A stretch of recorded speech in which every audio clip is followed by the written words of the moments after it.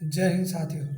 भ्रष्टाचार मुक्त भारत अभियान में आप सभी का स्वागत है। मैं संजय सिंह चौहान, राजपूत भारतीय, पूर्व लोकसभा प्रत्याशी, लोकसभा क्षेत्र 72 बलिया, राजनेत्री श्रीमती सीमा चौहान, राजपूत भारतीय व भावी प्रत्याशी 377 विधानसभा क्षेत्र जौहराबाद, गाजीपुर, उत्तर प्रदेश, राजनेता श्री नरेंद्र सिंह चौहान, राजपूत भारतीय जी की कलम से उनकी आवाज़ें, उनके मुद्दे।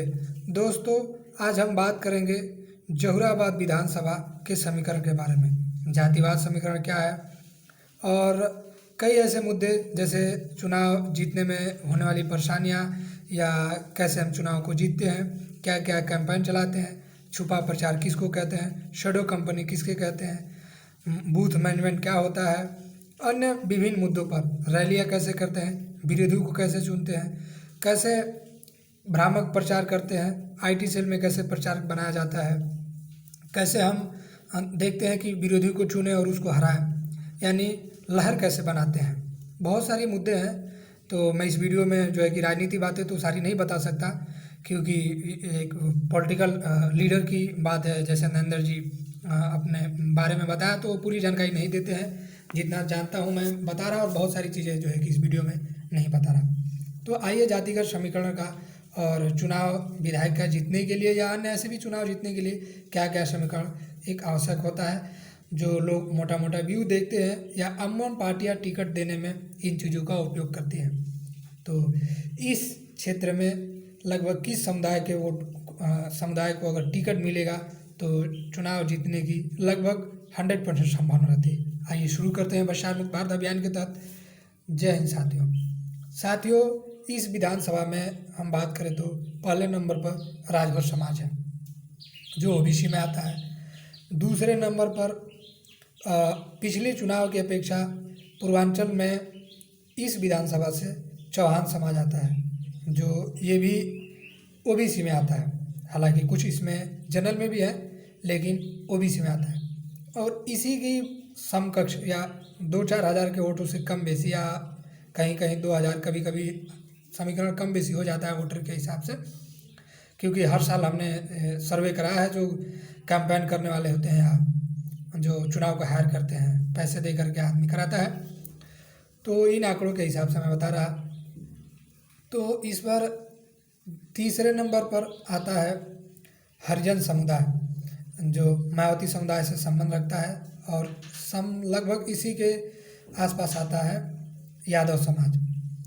तो अब यहाँ देखिए, आपने देखा होगा पिछले 3 या 4 चुनाव से यहाँ या तो राजभर समाज चुनाव जीतता है, चाहे वो बहुजन समाज पार्टी की हो या अन्य किसी पार्टी से। दूसरा देखेंगे कि लगभग यहाँ चौहान समाज को टिकट दिया जाता है, जो कांटे की टक्कर देता है, लेकिन जीता नहीं कोई चुनाव।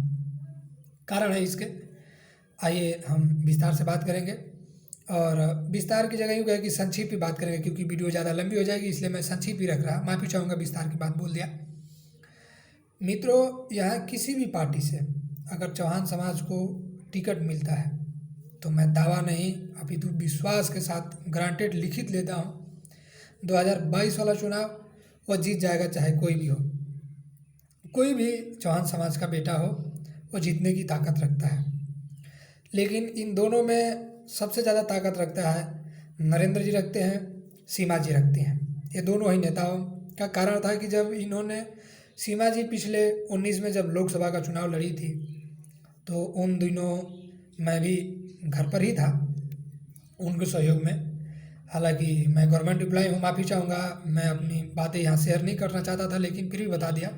और गवर्नमेंट से मैं छुट्टी लेके गया था उनके चुनाव में घूमने के लिए, मैनेजमेंट करने के लिए। तो हर जगह जैसे कि सीमा जी चुनाव में जाती थी, तो उनकी एक खूबी है, क्वालिटी है कि अगर जातिवाद की बात की जाए तो जिस जाति का लोग पढ़ा लिखा है तो उसके उस हिसाब से मोटिवेशन करती थी, उससे उस हिसाब से बात करती थी। अनपढ़ है, अशिक्षित है, तो उससे उस हिसाब से बात करती थी। और बातों को कैसे बदलते हैं, कैसे घुमाते हैं, उनमें बखूबी एक कला है। इस चीज़ को मैंने देखा।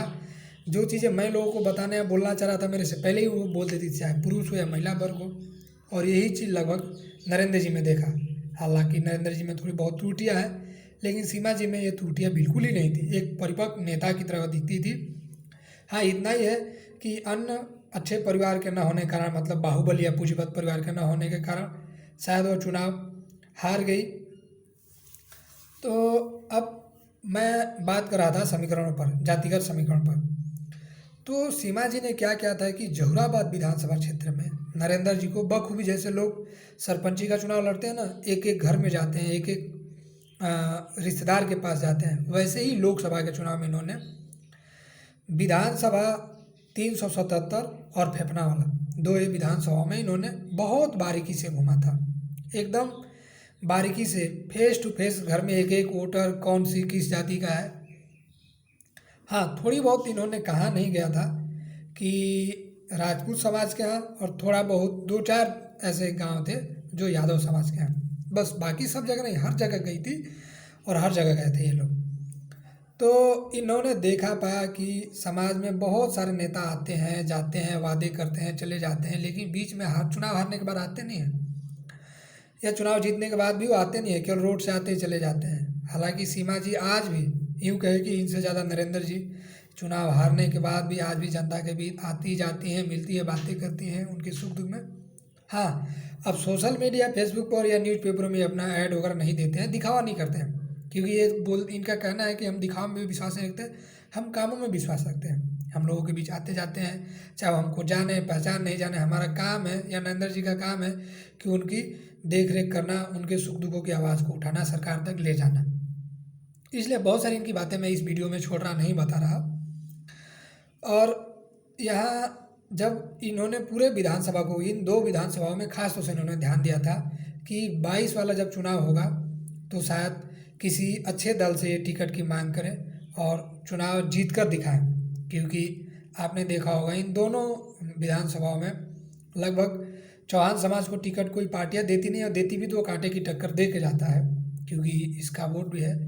तो अभी 377 जहुराबाद विधानसभा से ओम प्रकाश राजभर हैं, जो या तो हो सकता है गठबंधन के थ्रू अपने बेटे को चुनाव लड़ा या खुद लड़ा है, लेकिन उनकी एक खासियत कमी है कि वो एक दिखावा मात्र के नेता और प्रचारक हैं।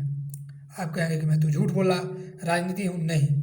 आप इस पूरे विधानसभा में सर्वे करा लीजिए, मात्र दो जगह, एक जगदीशपुर ग्राम सभा है जो सीमा जी के गांव से 1 किलोमीटर पूरब की दिशा में है, वहाँ पर इनके नाम का शिलान्यास अभी हुआ नहीं, केवल रोड बना है। और ऐसे ही एक और राजभर की बस्ती है, बस। बाकी इनका कार्यकाल बीत गया, इन्होंने कभी कार्यकाल में दर्शन नहीं दिया, एक बार केवल रैली में, और सिर्फ राजभर समाज जो कोई मर गया हो या ऐसी कोई शादी हो उसी के घर जाते हैं ये। बाकी कोई भी रोड वगैरह नहीं बना, केवल भाजपा का विरोध करते रहे, बातें उठाते रहे हवाबाजी में। ऐसे ही सदा फातिमा थी, इनका भी मुश्किल से 4-5 ही रोडों का शिलान्यास मिलेगा। कालीचरण राजभर भी थे, इनका भी मुश्किल से 4-5 ही रोडों का शिलान्यास मिलेगा, बाकी मिलेगा ही मिलेगा नहीं, मिलेगा ही नहीं। तो कहने का मतलब कि ऐसे नेता थे जो हवा में आते हैं जाते हैं और कुछ करते नहीं, लेकिन लोग इनको जातिवाद के नाम पर वोट दे के जिता देते हैं। पर इनको अब जनता नकार रही है। अब क्या है, युवा वर्ग को जनता मांग रही है, जो नए हैं, नयों की बात सुन रही, इनकी सोचने की शक्ति, समझने की शक्ति को देख रही और इनको मांग रही है। तो अगर वहाँ मान लीजिए ओम प्रकाश राजभर अगर आते हैं, तो मैं पहले ही बताया कि वहाँ राजभर समाज चुनाव जीतता है, तो ओम प्रकाश अगर चुनाव लड़ते हैं या अपनी पार्टी से किसी को लड़ाते हैं गठबंधन के थ्रू, तो हो सकता है कोई और भी राजभर लड़ेगा या किसी अन्य पार्टी से, तो तभी उनका वहाँ वोट कटता है, या नहीं भी कटेगा तो केवल को अपना समाज का वोट लेके जाएंगे। लेकिन अगर यही चौहान समाज वोट लड़ता है तो चौहान का तो पूरा वोट पाएगा ही, क्योंकि चौहानों का वहाँ एक ही नारा है कि उस जगह से उनके समाज का कभी कोई कैंडिडेट जीता नहीं है।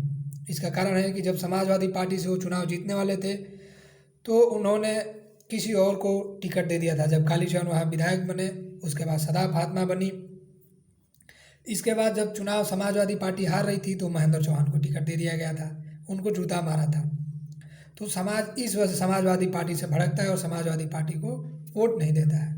बहन जी से चौहान समाज के पास इतनी हैसियत नहीं कि वो 5 करोड़ 10 करोड़ टिकट पैसा मांगते हैं और दे सके, तो चौहान समाज मजबूरी बस भाजपा में भागा था। लेकिन भाजपा भी पिछले 3-4 चुनाव से 14 में भी कभी चौहान समाज को टिकट ज़्यादा नहीं दिया था लोकसभा में, विधानसभा जब 17 में हुआ था तब भी किसी चौहान समाज को वोट नहीं दिया था। 19 में जब लोकसभा का चुनाव हुआ था तब भी किसी को नहीं दिया था। 19 में जब उपचुनाव हुए थे विधानसभा के तब भी नहीं दिया था। 20 में राज्यसभा का चुनाव हुआ तब भी किसी को टिकट नहीं दिया और उपचुनाव का हुआ तब भी नहीं दिया। तो चौहान समाज भी भाजपा से भी भाग रहा है, यानी समाजवादी गई, भाजपा भी गई, कांग्रेस को तो कोई पूछ ही नहीं रहा है और बहुजन भी गई।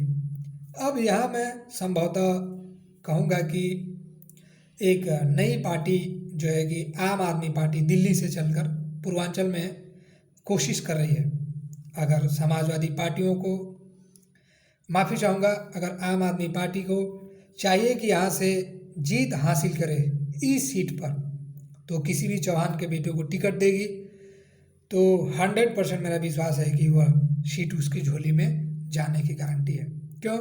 समाजवादी पर समाज हमारा चढ़ेगा नहीं, क्योंकि लगातार इस क्षेत्र में हमेशा चौहानों का तिरस्कार किया गया है इस वजह से, और यादवों से कहीं ना कहीं कांटे की टक्कर जलन के कारण यह वर्ग नहीं चढ़ता है। अगर लग रहा है कि मैं इस वीडियो में झूठ बोल रहा तो आप सर्वे करा लीजिए जातिगत समय के हिसाब से कि चौहान समाज क्या सोच रहा है। क्या वहाँ यादवों का वोट चढ़ेगा? यादवों की पार्टी को चौहान का वोट चढ़ेगा? नहीं, जवाब आएगा नहीं। अब हरिजन समाज की कोई पार्टी आती है, चौहान समाज का टिकट मतलब लेकर के वो हरिजन आता है, चढ़ेगा नहीं, क्योंकि बहुजनों से भी चौहान वहाँ पीड़ित है।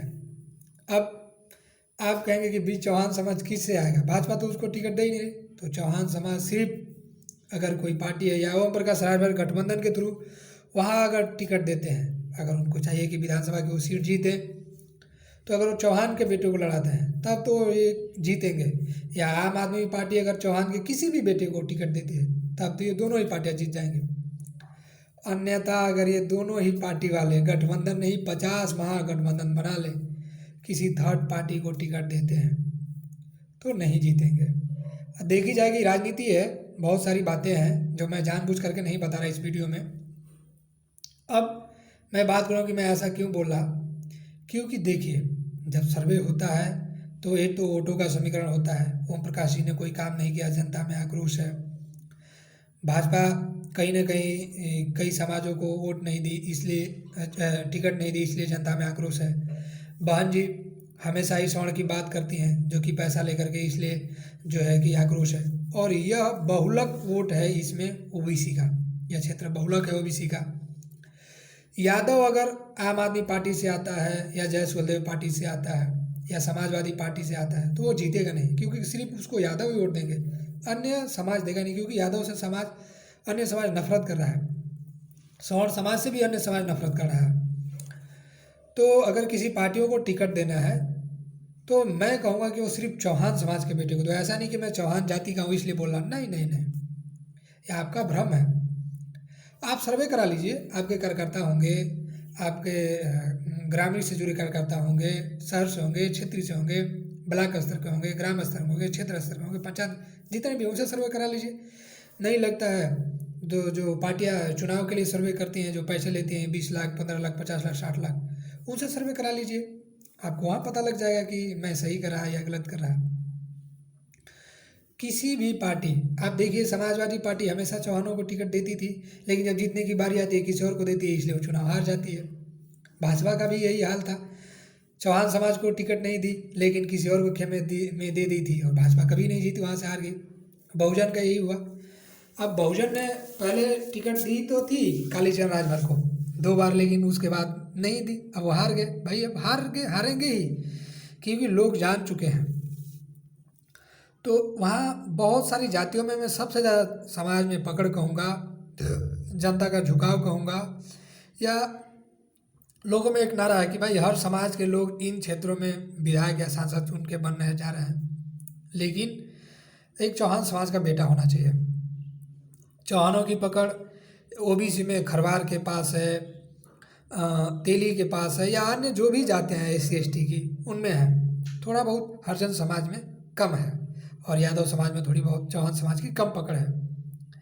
और चौहान कुछ टाइटल जो है कि ओबीसी में है, लेकिन बेचारा वो छत्री भी मानते हैं, उनको अपना ही मानते हैं, तो छत्री का भी वोट मिलता है। अब आप कहेंगे कि मैं नरेंद्र जी की बात क्यों किया था, तो नरेंद्र जी की बात खास यह थी और सीमा जी की कि इनके रिलेशन, देखिए जातिवाद तो इनके रिलेशन, नरेंद्र जी का ननिहाल, नरेंद्र जी के माता जी का ननिहाल, नरेंद्र जी के मौसी का, बुआ का, सीमा जी के माए का, उनका मौसी का, बुआ का या भैया भाभी का, मतलब 98% रिलेशन और उनके रिलेशनों के रिलेशन इसी विधानसभा में पड़ता है, 377 जहुराबाद विधानसभा में। और जो बच खुच गया रसड़ा विधानसभा में और फेफना विधानसभा में, और ये चौहानों का बहुलक क्षेत्र है। तो अब एक तो रिलेशन का भी दबाव रहता है और रिलेशन वाले भी एक्टिव रहते हैं, चुनाव में प्रचार के लिए घूमते हैं, चंदा भी देते हैं, रातों दिन मेहनत करते हैं। और ख़ास बात है कि नरेंद्र और सीमा जी के साथ कम से कम नॉर्मल रेस में, क्योंकि इनके परिवार वाले और इनके रिलेशन वाले लगभग 70% डिफेंस से मिलान करते हैं, तो डिफेंस वाले उस समय छुट्टी आते हैं। अन्य लोग चुनाव जब प्रचार करते हैं तो सुबह 7-8 बजे निकले, 9-10 बजे निकले, शाम को 5-6 बजे घूम के चले। लेकिन सीमा जी और नरेंद्र जी के चुनाव में ऐसा नहीं है। ये लोग फौजी रूल के हिसाब से 4-5 बजे ही लोगों को तैयार कर लेते थे, लास्ट 6 बजे तक नाश्ता वगैरह करा करके और क्षेत्र में घूमना शुरू कर देते थे। इनकी प्लानिंग होती थी कि नाश्ता यहाँ करेंगे, दोपहर का भोजन यहाँ करेंगे, रेस्ट का जो है टाइम वो गाड़ी में ही चलते हुए रेस्ट होगा, बाकी कहीं नहीं। और रात को जब 6 बजता था तो गाड़ी रोक करके एक जगह और गाँव में अपने दिन भर तो ये अन्य समाज में प्रचार करते थे, और जो रात्रि का टाइम होता था शाम का तो अपने समाज में यानी चौहानों के पास से प्रचार करते थे और कहते थे कि यह मेरा घर है, मैं आपका बेटा हूँ, इसलिए इस समय में आया हूँ, तो आपका बेटा आपके घर कभी भी आ सकता है। तो ऐसे ही इनका समीकरण बनाते थे। बहुत सारे चुनाव में इन्होंने रात को प्रचार लगभग 10-10 बजे तक इन्होंने प्रचार किया था और अपनी बातों को जनता के बीच में रखते थे। तो इससे यह लाभ होता था कि लोग इनकी बातों को सुनते थे और बहुत लोग अपनी समस्याओं को बताते थे, कहते थे। इनका प्रचार करने का एक अलग ही यार था, लगता था ऐसे कि ऐसा तो मैंने कभी देखा नहीं। दौड़ के चलते थे ये लोग, सीमा जी नरेंद्र जी दौड़ भाग के, खाना नहीं खाते थे, पानी नहीं पीते थे, मतलब इनके दिमाग में सिर्फ जनता की तकलीफें ही दिखती थी। मैं बहुत ही कन्फ्यूजन और हैरान था कि इनके अंदर ये जोश जुनून क्या है। तो इनके जितने भी रिलेशन के लगभग थे फौजी, ये भी भाई नॉर्मल ड्रेसों में इनका प्रचार करते थे लोगों में। और एक चौहान समाज की और भी खासियत है इन क्षेत्रों में कि अगर इनको लगता है कि कोई इनका समाज का बेटा है और मान लीजिए कि वो 50 किलोमीटर, 100 किलोमीटर, 150 किलोमीटर दूर का भी रहने वाला है, तब भी वहाँ से चुनाव करने के लिए आते हैं। मैंने बहुत सारा देखा, लोग बम्बई थे, गुजरात थे, हरियाणा थे, दिल्ली में थे, देवरिया से चुनाव प्रचार करने के लिए लोग आए थे, गोरखपुर से आए थे, जौनपुर से आए थे, चंदौली से लोग आए थे, लखीमपुर खीरी से आए थे, बलिया से लोग आए थे। मतलब इस यार समाज की मैं एकता देखूँ ना तो बहुत जगह से लोग दूर दूर, रिश्तेदार का रिश्तेदार, उसका रिश्तेदार का रिश्तेदार, यानी इनके चुनाव में आते हैं। इनको पैड दे करके, पैसा दे के चुनाव प्रचार में घूमने वाले लोगों की जरूरत नहीं है।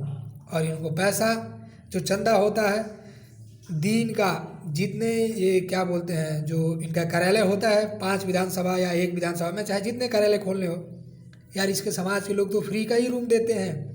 कोई इनको बैनर दे देता है, कोई पोस्टर दे देता है, कोई गाड़ियाँ दे देता है, कोई तेल का पैसा देता है। इनके समाज की कई दुकानें हैं तो खाने पीने का पैसा देते हैं।